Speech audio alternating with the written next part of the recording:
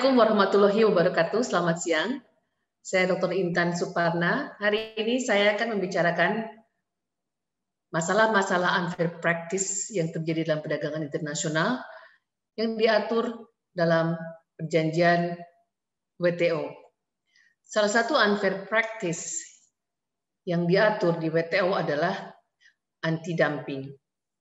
Seperti yang kita ketahui, dumping adalah tindakan yang mengenakan harga yang lebih murah daripada harga normal yang dipasarkan di pasar domestik.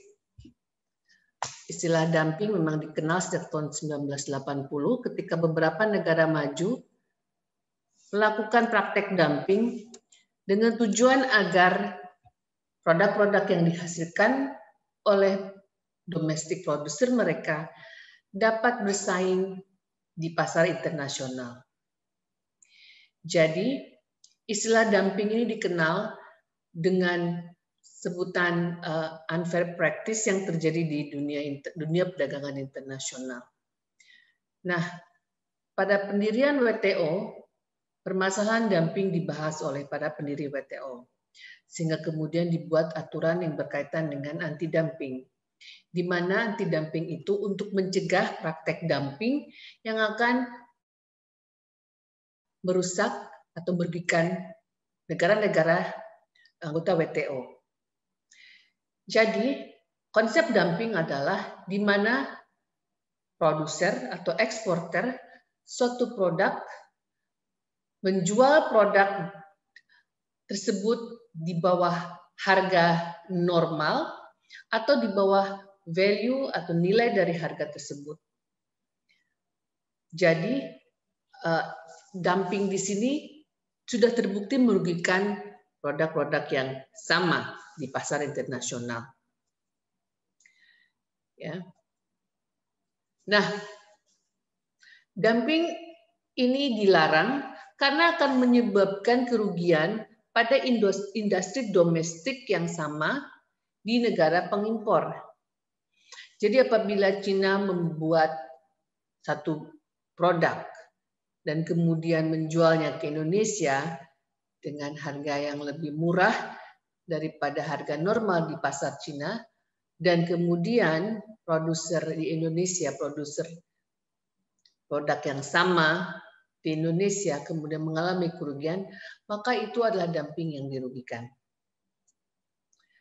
Nah, inti dari aturan WTO mengenai dumping adalah bahwa negara yang dirugikan akibat pengenaan dumping oleh negara lain dapat menerapkan beberapa tindakan, ya, yang sebenarnya tindakan itu tidak konsisten dengan WTO, tetapi tujuan dari tindakan anti-dumping ini untuk melindungi industri domestiknya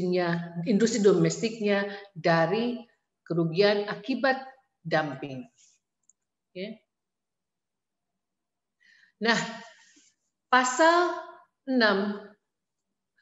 GATT 1994 menyatakan bahwa negara-negara anggota mengakui bahwa dumping itu dilarang apabila dumping tersebut menyebabkan kerugian atau mengancam secara material industri domestik dengan produk yang sama.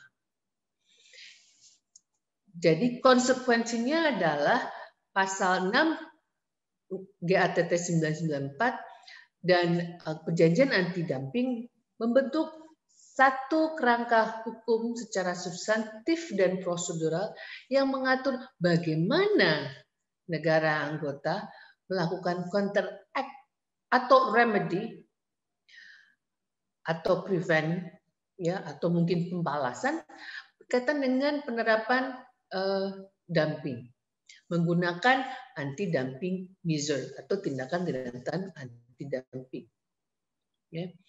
Nah, anti-dumping ini hanya dilaksanakan apabila memang terbukti adanya dumping, kemudian terbukti adanya kerugian dari dumping tersebut, kemudian ada sebab akibat antara kerugian dan penerapan dumping oleh negara lain.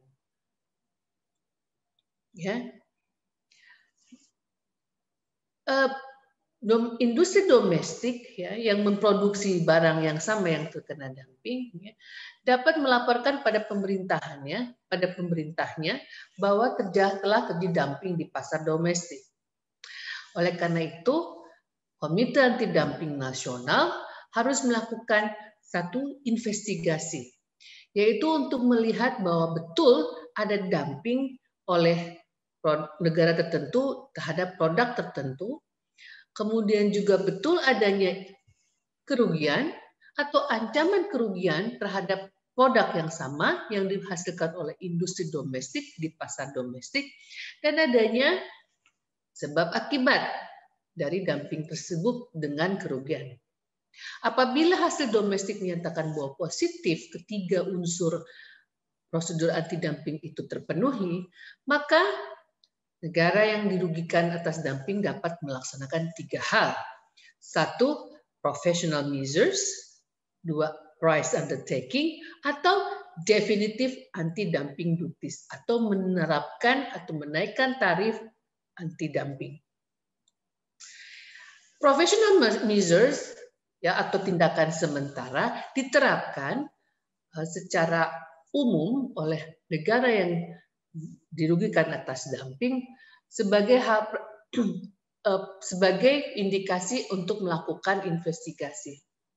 Ya, biasanya professional measure itu dilaksanakan dengan menghentikan impor sementara negara terhadap produk yang dianggap dumping. Kemudian yang kedua adalah price undertaking. Price undertaking ini berkaitan dengan eksportir. Biasanya negara yang dirugikan karena ada dumping meminta eksportir untuk menghentikan ekspornya sampai harga dari barang tersebut dikembalikan atau disesuaikan menjadi harga seperti harga normal di pasar domestik eksporter. Ya. Ini juga untuk mencegah kerugian atas dumping yang berkelanjutan. Ya. Atau price undertaking bisa juga dilaksanakan dengan tanpa menghentikan ekspor, tetapi mewajibkan eksportir untuk menaikkan atau untuk menaikkan harga produk disesuaikan dengan harga normal produk tersebut di negara asal.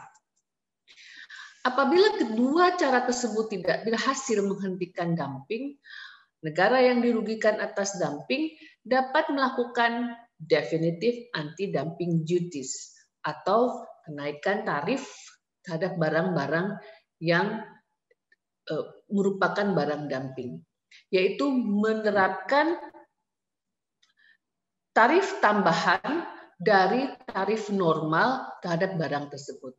Tujuannya adalah agar terjadi pemulihan kerugian yang diakibatkan atas dumping terhadap produk tersebut.